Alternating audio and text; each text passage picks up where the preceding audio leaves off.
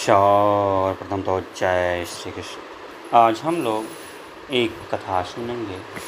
कथा बड़ी ही धार्मिक, मार्मिक तथा आध्यात्मिक। इस कथा को बड़े ही ध्यान से आप सुनें, क्योंकि किसी भी कथा को ध्यान से सुनने पर ही कथा समझ में आता है तथा कथा का आनंद भी आता है। तो चलिए कथा को सुनते हैं। महाराज युधिष्ठिर भी भीष्म की ही भांति अत्यंत उच्च कोटि के महापुरुष थे। ये साक्षात धर्म के अंश से उत्पन्न हुए थे। यह धर्म के मूर्तिमान स्वरूप थे। इसी से लोग इन्हें धर्मराज के नाम से पुकारते हैं। इनमें धैर्य, स्थिरता, सहिष्णुता, नम्रता, दयालुता और अविचल प्रेम आदि अनेक लोकोत्तर गुण थे। ये अपने शील, सदाचार तथा विचारशीलता के कारण बचपन में ही अत्यंत लोकप्रिय हो गए थे। जब ये बहुत छोटे थे तभी इनके पिता महात्मा पांडु स्वर्गवासी हो गए।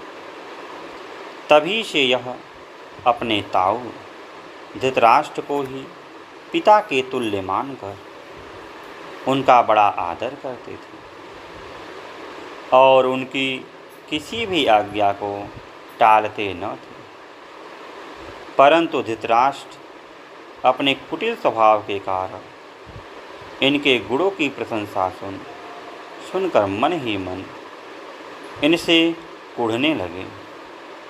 इनका पुत्र दुर्योधन चाहता था कि किसी तरह पांडव कुछ दिनों के लिए हस्तिनापुर से हट जाए, तो उनकी अनुपस्थिति में उनके पैतृक अधिकारों को छीनकर स्वयं राजा बन बैठूं।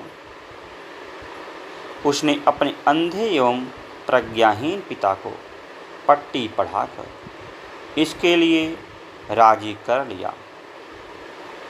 धृतराष्ट्र ने पांडव को बुलाकर उन्हें मेला देखने के बहाने वारणावत भेजने का प्रस्ताव रखा। उन्होंने उनकी आज्ञा समझकर उस पर कोई आपत्ति नहीं की और चुपचाप अपनी माता कुंती के साथ 5 भाई वारणावत चले गए। इन्हें जला डालने के लिए वहां दुर्योधन ने एक लक्षा भवन तैयार कराया। उसी में उन्हें रहने की आज्ञा हुई। चाचा विदुर की सहायता से ये लोग वहां से किसी प्रकार प्राण बचाकर भागे और जंगल की शरण ली। पीछे से धृतराष्ट्र के पुत्रों ने मरा समझकर हस्तिनापुर के राज्य पर चुपचाप अधिकार कर लिया। कुछ दिनों के बाद द्रौपदी के स्वयंवर में जब पांडवों का रहस्य खुला, तब धृतराष्ट्र के पुत्रों को यह पता लगा कि पांडव अभी जीवित हैं। तब तो धृतराष्ट्र ने विदुर को भेजकर पांडव को हस्तिनापुर बुलवा लिया और अपने पुत्रों के साथ उनका झगड़ा मिटा देने के लिए आधा राज्य लेकर खांडव प्रस्थ में रहने का प्रस्ताव उनके सामने रखा। युधिष्ठिर ने उनकी यह आज्ञा भी स्वीकार कर ली और वे अपने भाइयों के साथ खांडव प्रस्थ में रहने लगे। वहाँ इन्होंने अपनी एक अलग राजधानी बसा ली, जिसका नाम इंद्रप्रस्थ रखा गया। वहाँ इन्होंने एक राजस्व यज्ञ किया, जिसमें बड़े बड़े राजाओं ने आकर इन्हें बहुमूल्य उपहार दिए और इन्हें अपना सम्राट स्वीकार किया। परंतु धृतराष्ट्र के पुत्रों ने वहाँ भी इन्हें नहीं रहने दिया। दुर्योधन इनके वैभव को देखकर जलने लगा।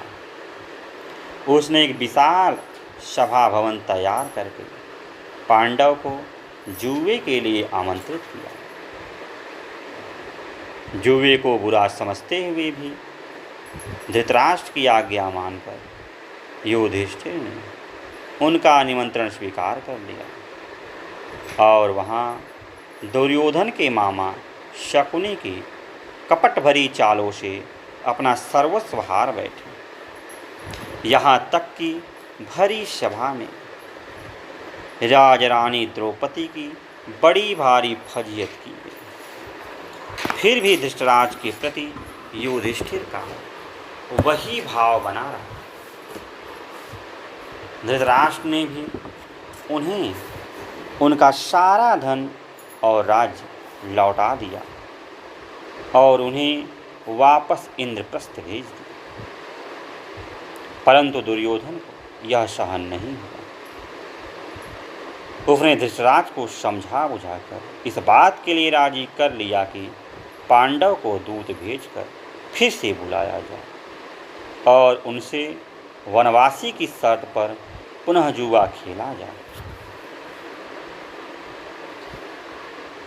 युधिष्ठिर जुए का दुष्परिणाम एक बार देख चुके तथा कौरवों की नीयत का भी पता चल गया था। फिर भी अपने ताऊ की आज्ञा को वे टाल नहीं सके और बीच में से ही लौट आए। अब की बार भी युधिष्ठिर ही हारे और फलतः उन्हें सब कुछ छोड़कर अपने भाइयों तथा राजरानी द्रौपदी के साथ 12 वर्ष के वनवास तथा 1 वर्ष के अज्ञातवास के लिए जाना पड़ा। पिता की आज्ञा पालन रूप धर्म के निर्वहन के लिए उन्होंने सब कुछ चुपचाप सह लिया। धन्य पितृभक्ति। महाराज युधिष्ठिर बड़े ही धर्मभीरु एवं सहनशील थे। वे सब प्रकार की हानि सह सकते थे, परंतु धर्म की हानि उन्हें सह नहीं थी। प्रथम बार जुए में जब वे अपने चारों भाइयों को तथा अपने आप को एवं द्रौपदी को हार गए और कौरव लोग भरी सभा में द्रौपदी का तिरस्कार करने लगे, उस समय भी धर्मपात से बंधे रहने के कारण उन्होंने चो तक नहीं किया और चुपचाप सब कुछ सह लिया। कोई सामान्य मनुष्य भी अपनी आँखों के सामने अपनी स्त्री की इस प्रकार दुर्दशा होते नहीं देख सकता। उन्हीं के भय से उनके भाई भी कुछ नहीं बोले और जी मसोर कर रह गए। ये लोग चाहते तो बलपूर्वक उस अमानुषी अत्याचार को रोक सकते, परंतु यह सोचकर कि धर्मराज द्रौपदी को स्वेच्छा से दांव पर रखकर हार गए हैं, ये लोग चुप रहे। जिस द्रौपदी को इनके सामने कोई आंख उठाकर भी देख लेता तो उसे अपने प्राणों से हाथ धोने पड़ते। उसी द्रौपदी की दुर्दशा इन्होंने अपनी आँखों से देखकर भी उसका प्रतिकार नहीं किया। युधिष्ठिर यह भी जानते थे कि शकुनी ने उन्हें कपटपूर्वक जीता है, फिर भी उन्होंने अपनी ओर से धर्म का त्याग करना उचित नहीं समझा। उन्होंने सब कुछ सहकर भी सत्य और धर्म की रक्षा की। धर्म, प्रेम और सहनशीलता का इससे बड़ा उदाहरण जगत में शायद ही कहीं मिले। जब पांडव लोग दूसरी बार भी जुए में हार गए और वन में जाने लगे, उस समय हस्तिनापुर की प्रजा को बड़ा दुख हुआ। सब लोग कौरवों को कोसने लगे और नगरवासी बहुत बड़ी संख्या में घर परिवार छोड़कर इनके साथ चलने के लिए इनके पीछे हो रही। उस समय भी धर्मराज ने कौरवों के विरुद्ध एक शब्द भी नहीं कहा और सब लोगों को समझा बुझाकर किसी प्रकार लौटाया। फिर भी बहुत से ब्राह्मण जबरदस्ती इनके साथ हो लिए। उस समय धर्मराज को यह चिंता हुई कि इतने ब्राह्मण मेरे साथ चल रहे हैं, इनके भोजन की क्या व्यवस्था होगी। इन्हें अपने कष्टों की तनिक भी परवाह नहीं, परंतु ये दूसरों का कष्ट नहीं देख सकते। अंत में उन्होंने भगवान सूर्य की आराधना करके उनसे एक ऐसा पात्र प्राप्त किया जिसमें पकाया हुआ थोड़ा सा भी भोजन अक्षय होता था। उसी से ये वन में रहते हुए भी अतिथि ब्राह्मणों को भोजन कराकर पीछे स्वयं भोजन करके वनवास के कष्ट भोगते हुए भी इन्होंने आतिथ्य धर्म का यथोचित पालन किया। महाराजा युधिष्ठिर के इसी धर्म प्रेम से आकर्षित होकर बड़े बड़े महर्षि इनके वनवास के समय इनके पास आकर रहते और यज्ञादि नाना प्रकार के धर्म अनुष्ठान करते। महाराज युधिष्ठिर अजातशत्रु के नाम से प्रसिद्ध थे। वनवासी वास्तव में किसी के साथ वैर नहीं, शत्रुओं के प्रति भी उनके हृदय में सदा सद्भाव ही रहता था। शत्रु भी उनकी दृष्टि में सेवा और सहानुभूति के ही पात्र थे। अपकार करने वाले का भी उपकार करना, यही तो संत का सबसे बड़ा लक्ष्य है। उमा संत कई इक ही बड़ाई, मंद करत जो कर ही भलाई। गोस्वामी तुलसीदास की यह उक्ति महाराज युधिष्ठिर में पूरी तरह चरितार्थ होती थी। एक बार की बात है, जब पांडव द्वैत वन में थे, घोष यात्रा के बहाने राजा दुर्योधन अपने मंत्रियों, भाइयों, रनिवास की स्त्रियों तथा बहुत बड़ी सेना को साथ लेकर वनवासी पांडवों को अपने वैभव से जलाने की पापपूर्ण उद्देश्य से उस वन में पहुंचा।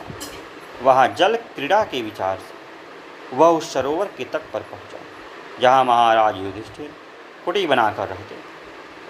सरोवर को गंधर्वों ने पहले से ही घेर रखा था। उनके साथ दुर्योधन की मुठभेड़ हो गई। बस दोनों ओर से बड़ा भीषण और रोमांचकारी युद्ध छिड़ गया। विजय गंधर्वों की हो रही। उन लोगों ने रानियों सहित दुर्योधन को कैद कर लिया।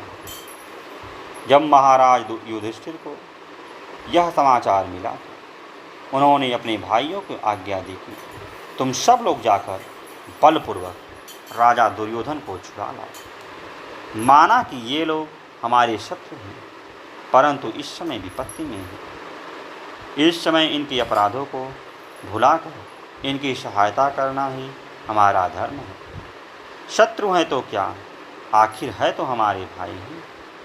हमारे रहते दूसरे लोग इनकी दुर्दशा करें, यह हम लोग कैसे देख सकते हैं। बस फिर क्या था, अर्जुन ने अपनी बाण वर्षा से गंधर्वों के छक्के छुड़ा दिए और दुर्योधन को भाइयों तथा रानियों सहित उनके चंगुल से छुड़ा दिया। दुर्योधन की दुर्भिसंधि को जानकर देवराज इंद्र ने ही दुर्योधन को बांध ले आने के लिए गंधर्वों को भेजा था। महाराज युधिष्ठिर के विशाल हृदय को देखकर वे सब दंग रह गए। धन्य अजातशत्रु था। एक समय की बात है, द्रौपदी को आश्रम में अकेली छोड़कर पांडव वन में चले गए थे। पीछे से दुर्योधन का बहनोई सिंधुराज जयद्रथ उधर आ निकला। द्रौपदी के अनुपम रूप लावण्य को देखकर उसका मन बिगड़ गया। उसने द्रौपदी के सामने अपना पापपूर्ण प्रस्ताव रखा, किंतु द्रौपदी ने उसे तिरस्कार पूर्वक ठुकरा दिया। तब तो उसने द्रौपदी को खींचकर जबरदस्ती अपने रथ पर बिठा लिया और उसे ले भागा। पीछे से पांडवों को जब जयद्रथ की शैतानी का पता लगा तो उन्होंने उसका पीछा किया और थोड़ी ही देर में उसे चार दर दबोचा।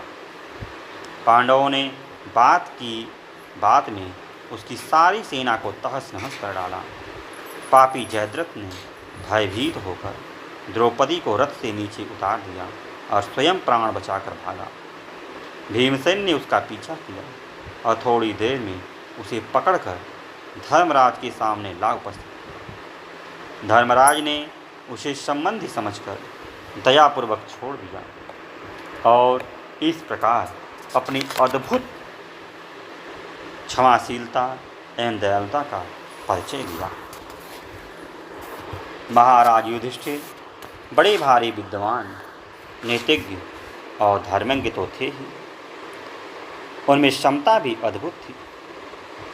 एक समय की बात है, जब वन में पांडव लोग रहते थे, वहाँ एक ब्राह्मण के अरड़ सहित मंथन काष्ठ से, जो किसी वृक्ष की शाखा पर टंगा हुआ था, एक हिरण अपनी सींग खुजलाने लगा। यह काष्ठ उसके सींग में फंस गया। हिरण उसे लेकर भागा। मंथन काष्ठ के न रहने से अग्निहोत्र में बाधा आती देख ब्राह्मण पांडवों के पास आया और उनसे यह मंथन काष्ठ ला लेने की प्रार्थना की। धर्मराज युधिष्ठिर अपने चारों भाइयों को साथ लेकर मृग के पीछे भागे, परंतु वह देखते देखते उनकी आंखों से ओझल हो गया। पांडव बहुत थक गए थे, प्यास उन्हें अलग सता रही थी। धर्मराज की आज्ञा पाकर नकुल पानी की तलाश में गए। थोड़े ही दूर पर उन्हें एक सुंदर जलाशय मिला। उसके समीप जाकर ज्यों ही वे जल पीने के लिए झुके, उन्हें यह आकाशवाणी सुनाई दी, पहले मेरे प्रश्नों का उत्तर दो, तब जल पीना। परंतु नकुल को बड़ी प्यास लगी थी। उन्होंने आकाशवाणी की कोई परवाह न की। फलतः पानी पीते ही वे निर्जीव होकर जमीन पर लौट गए। पीछे से धर्मराज ने क्रमशः सहदेव, अर्जुन और भीमसेन को भेजा, परंतु उन तीनों की भी वही दुर्दशा हुई। अंत में धर्मराज स्वयं उस तालाब पर पहुँचे। उन्होंने भी वही आवाज़ सुनी और साथ ही अपने चारों भाइयों को निश्चेष्ट होकर जमीन पर पड़े देखा। इतने में उन्हें एक विशाल का यक्ष दिख पड़ा। उसने युधिष्ठिर को बतलाया कि मेरे प्रश्नों का उत्तर दिए बिना जल पीने के कारण तुम्हारे भाइयों की यह दशा है। यदि तुम भी ऐसे अनधिकार चेष्टा करोगे तो मारे जाओगे। युधिष्ठिर उनके प्रश्नों का उत्तर देने को तैयार हो गए। यक्ष ने जो जो प्रश्न युधिष्ठिर से किए, उन सब का समुचित उत्तर देकर युधिष्ठिर ने यक्ष की अच्छी तरह समाधान कर दिया। इनके उत्तर से प्रसन्न होकर यक्ष बोला, राजन, अपने भाइयों में से जिस किसी को तुम जिलाना चाहो उसे मैं जीवित कर दूं। धर्मराज ने नकुल को जीवित देखना चाहा। कारण पूछने पर उन्होंने बताया कि मेरे पिता की 2 भार्याएं थीं, कुंती और माद्री। मेरी दृष्टि में वे दोनों समान हैं। मैं चाहता हूँ कि वे दोनों पुत्रवती बनी रहें। कुंती का पुत्र तो मैं मौजूद ही हूँ। मैं चाहता हूँ कि माद्री का भी एक पुत्र बना रहे। इसलिए मैं भीम और अर्जुन को छोड़कर उसे जिलाने की प्रार्थना की है। युधिष्ठिर की बुद्धिमता तथा धर्ममत्ता की परीक्षा के लिए स्वयं धर्म ने यह लीला की थी। उनकी इस अद्भुत क्षमता को देखकर वे बहुत प्रसन्न हुए और उन्होंने अपना परिचय देकर चारों भाइयों को जीवित कर दिया। धर्म ने उन्हें यह भी कहा कि मैं ही मृग बनकर उस ब्राह्मण के मंथन काष्ठ को ले गया था। लो, यह मंथन काष्ठ तुम्हारे सामने है। युधिष्ठिर ने वह मंथन काष्ठ उस ब्राह्मण को ले जाकर दे दिया। युधिष्ठिर जैसे सदाचार संपन्न थे, वैसे ही विनयी भी थे। वे समयोचित व्यवहार में बड़े कुशल थे। गुरुजनों की मान मर्यादा का सदा ध्यान रखते थे। कठिन से कठिन समय में भी वे शिष्टाचार की मर्यादा को नहीं भूलते थे। महाभारत युद्ध के आरंभ में जब दोनों ओर की सेनाएं युद्ध के लिए सन्नद्ध खड़ी थी, उस समय उन्होंने सबसे पहले शत्रु सेना के बीच में जाकर पितामह भीष्म, आचार्य द्रोण एवं कृपाचार्य तथा मामा शाल के चरणों में प्रणाम किया और आशीर्वाद मांगा। उनके इस विनयपूर्ण एवं शिष्ट जनोचित व्यवहार से वे सभी गुरुजन बड़े प्रसन्न हुए और उनकी हृदय से विजय कामना की। चारों ने अन्यायी कौरवों की ओर से लड़ने के लिए बाध्य होने पर खेद प्रकट किया और इसे अपनी कमजोरी बतलाई। स्वयं भगवान श्री कृष्ण ने युधिष्ठिर के इस आदर्श व्यवहार का अनुमोदन किया। युधिष्ठिर की सत्यवादिता जो जगत विख्यात थी, सब कोई जानते थे। युधिष्ठिर भय अथवा लोभवश कभी असत्य नहीं बोलते थे। उनकी सत्यवादिता का ही फल था कि उनके रथ के पहिए सदा पृथ्वी से 4 अंगुल ऊंचे रहा करते थे।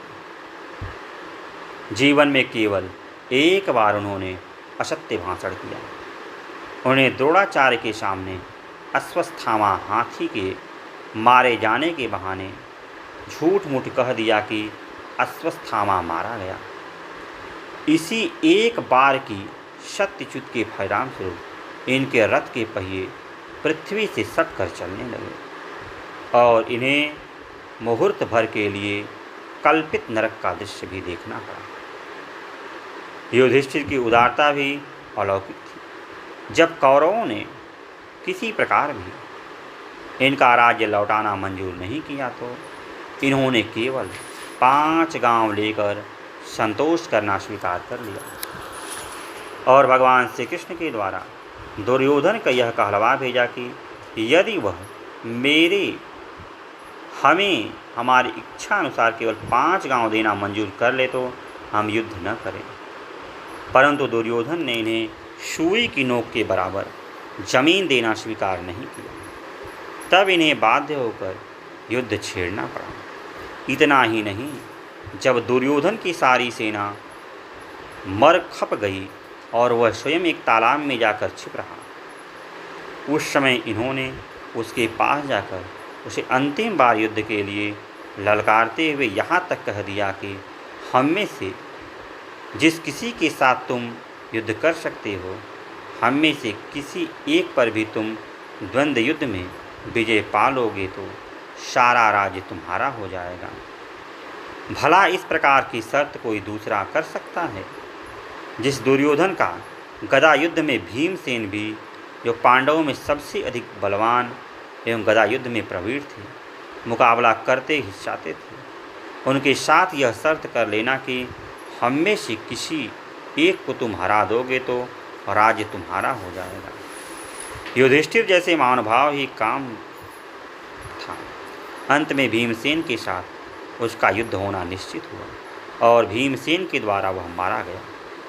इतना ही नहीं, युद्ध समाप्ति के बाद जब युधिष्ठिर का राज्याभिषेक हो गया और धृतराष्ट्र गांधारी इनके पास रहने लगे, उस समय इन्होंने उनके साथ ऐसा सुंदर बर्ताव किया कि उन्हें अपने पुत्रों की मृत्यु का दुख भूल गया।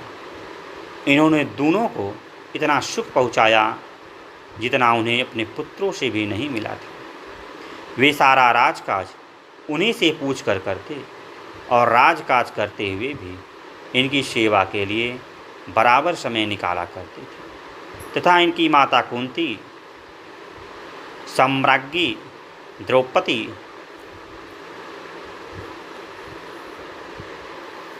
तथा अपनी अन्य बहुओं के साथ देवी गांधारी की सेवा किया करती थी। ये इस बात का सदा ध्यान रखते थे कि उनके सामने कभी कोई ऐसी बात न हो जिससे उनका पुत्र शोक उमड़ पड़े। अंत में जब धृतराष्ट्र और गांधारी ने अपनी शेष आयु वन में बिताने का निश्चय किया, उस समय युधिष्ठिर को बड़ा दुख हुआ। ये स्वयं उनके साथ वन जाने को तैयार हो गए। बड़ी कठिनता से व्यास जी ने आकर उन्हें समझाया। तब कहीं ये धृतराष्ट्र गांधारी को वन भेजने पर राजी हुए। फिर भी कुंती देवी तो अपने जेठ जेठानी के साथ ही गई और अंत समय तक उनकी सेवा में रही। उनके साथ ही प्राण त्याग भी किया। वन जाने से पहले धृतराष्ट्र ने अपने मृत पुत्रों तथा अन्य संबंधियों का विधिपूर्वक अंतिम बार श्राद्ध करना चाहा और उन्हीं के कल्याण के लिए ब्राह्मणों को अपरिमित दान देना चाहा। युधिष्ठिर को जब उनकी इच्छा मालूम हुई तो उन्होंने विदुर जी के द्वारा यह कहलाया कि अर्जुन सहित मेरा प्राण पर्यंत सर्वस्व आपके अर्पण है एवं उनकी इच्छा से भी अधिक खुले हाथों खर्च करने का प्रबंध कर दिया। फिर तो युधिष्ठिर ने बड़े विधि विधान से अपने संबंधियों का श्राद्ध किया और ब्राह्मणों को भरपूर दान दिया। उस समय महाराज युधिष्ठिर ने धृतराष्ट्र की आज्ञा अनुसार धन और रत्नों की नदी सी बहा दी। जिसके लिए 100 की आज्ञा हुई उन्हें 1000 दिया गया। जब धृतराष्ट्र गांधारी वन को जाने लगे उस समय पांडव लोग रानियों के साथ पैदल ही बड़ी दूर तक उन्हें पहुंचाने गए। जिन धृतराष्ट्र की बदौलत पांडवों को भारी भारी विपत्तियों का सामना करना पड़ा, जिनके कारण उन्हें अपने पैतृक अधिकार से वंचित रहना पड़ा और कितनी बार वनवास के कष्ट उठाने पड़े, जिनकी उपस्थिति में उनके पुत्रों ने सती शिरोमणि द्रौपदी का भरी सभा में घोर अपमान किया और जिन्होंने उन्हें दर दर का भिखारी बना दिया और 5 गांव तक देना मंजूर नहीं किया, इनके फलस्वरूप दोनों ओर से इतना भीषण नरसंहार हुआ। उन्हें धृतराष्ट्र के प्रति इतना निश्चल प्रेम भाव रखना और अंत तक उन्हें सुख पहुँचाने की पूरी चेष्टा करना युधिष्ठिर जैसे महान आत्मा का ही काम है। वैरी के प्रति ऐसा सद्व्यवहार जगत के इतिहास में कम ही देखने को मिला है।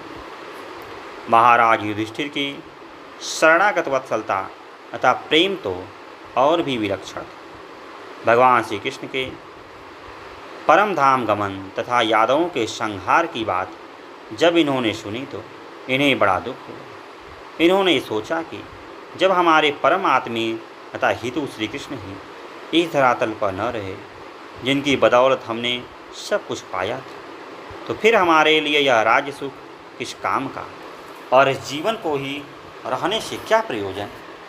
श्री कृष्ण की बात तो अलग रही, वे तो पांडव के जीवन प्राण एवं सर्वस्व थे। उनके ऊपर तो उनका सब कुछ निर्भर था।